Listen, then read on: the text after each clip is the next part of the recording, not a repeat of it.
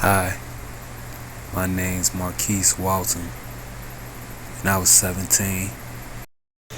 Coming in the hospital on a gurney, and why you ask? Well, that's simple.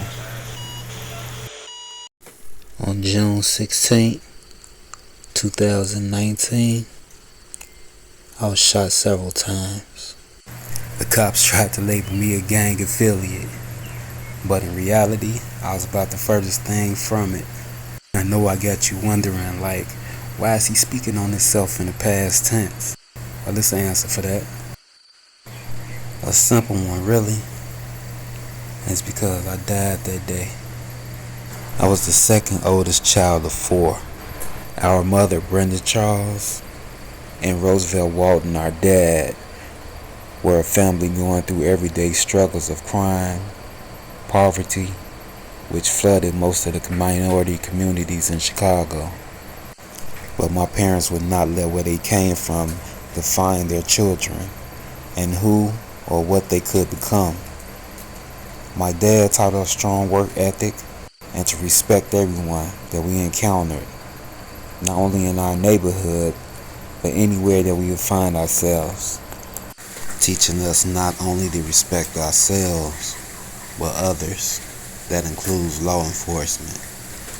Even though my father was a Black Panther who came up during the Civil Rights Movement, our parents decided it was best if they didn't force their hatred toward police on their children, but instead let us find our own paths. I was one of the brightest students not only in my class, but in the state, with aspirations of being one of the first people in my family to go to college on a full scholarship. I was ecstatic, and my parents were extremely proud of the young man that their son had become.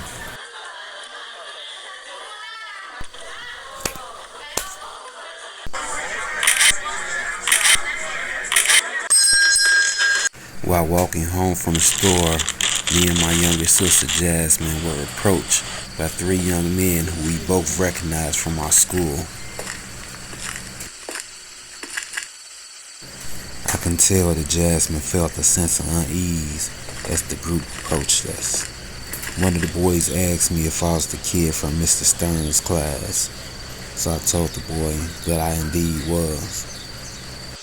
The boy gave me praise for being smart and getting into a college on a full scholarship, as one of his friends also congratulated me, giving me praise as well.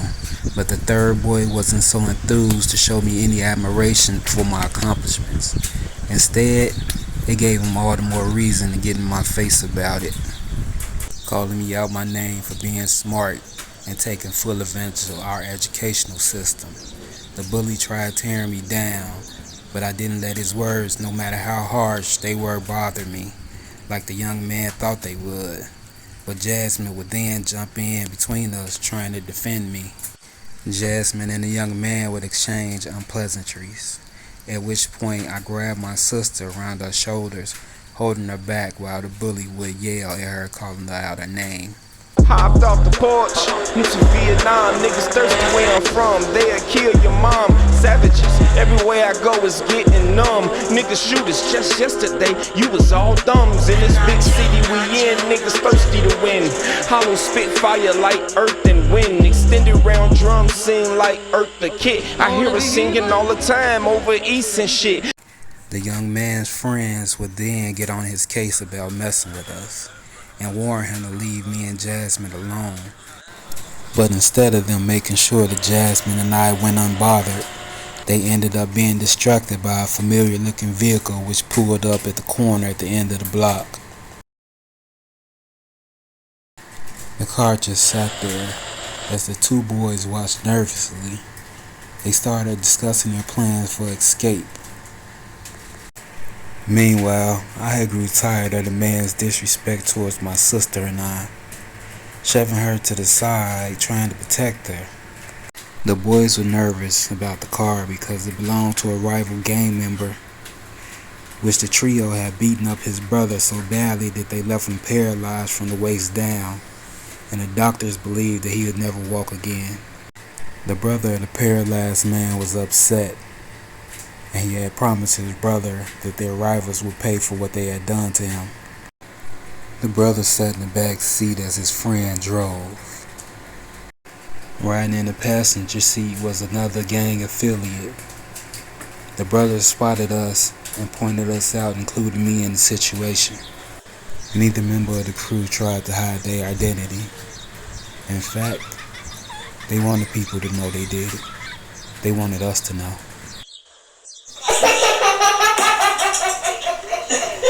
The way he saw it, these guys screwed up his brother's life, and they were going to pay. And the only way to square things was if a life was lost.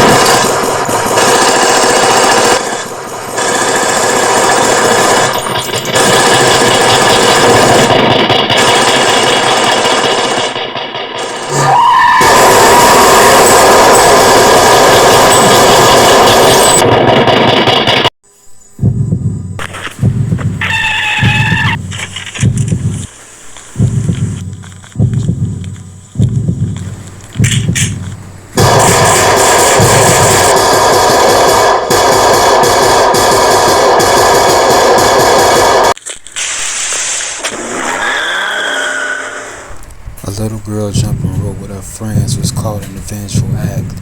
While her friend survived and was unharmed, unfortunately, she would not get a chance to go home. Her body dropped to the asphalt, blood quickly filling her cute little pink dress, turning it crimson red, hitting vital organs. The poor baby never stood a chance. A bullet went crashing through another family's front window, striking another child, which was being held by her father. She didn't survive either. The two friends continued onward, making their getaway down an alley, checking behind them. Screams could be heard in the distance. People being victimized by the scene that these two cowards created as they split up. The bully would trip. I remember looking back and noticing right after it happened. The huge heart that I had once again allowed me to go back to help him, which led to my demise. After helping him back to his feet, I remember feeling a sharp burning sensation in my back near my right shoulder.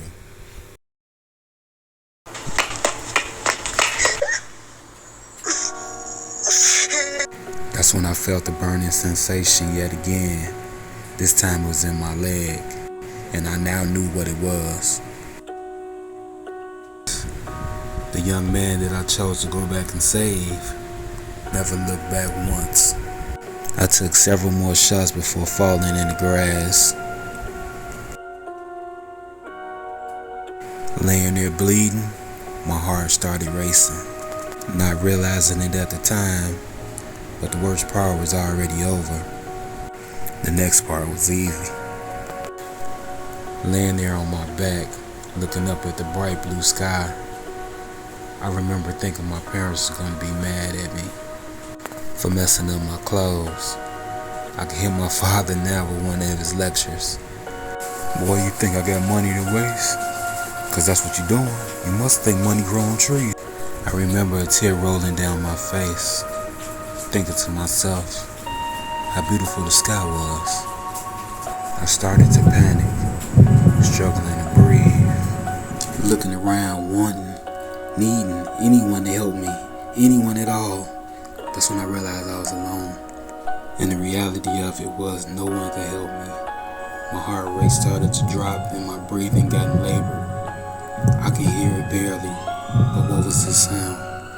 I know it. I've heard it before. But what was it? I laid there gasping for breath, still trying to figure out the sound. My body started to go numb. I was cold. I could no longer feel anything as my vision started to fade. I could see what I now know is my sister Jasmine's face. Now knowing that I wouldn't have to face this transition alone. Taking me by my hand, tears fell from her eyes as she called out to me. begging me, pleading with God for me to hang on. I could now see silhouettes of more people, but I couldn't make out their faces. I could hear them vaguely, but I could hear them. The voices called out to me, telling me to hang on. Hang in there, son. You're gonna be okay, were the words of my parents. But little did they know, it was much too late for me. I was already gone. Out of all the things in this world that I was gonna miss, my sister Jasmine's face would be what I missed most of all. I wish I had more time to tell my loved ones how much I love them, to hold them, to be held by them one more time. I wish I could tell my parents how sorry I am for disappointing them, by not being stronger, by not living to be the man they wanted me to be, by not attending college, not graduating, getting married someday, and passing on my father's name, my name. No matter how much I wanted to come back to my family, to my life, I could not. It was when my eyes closed for the last time that I saw something beautiful, much more than the sky. It was a kingdom, a paradise. I saw a silhouette of someone, some entity, that welcomed me like I was home, with open arms, and whispered 4 words to me. Welcome home, my son.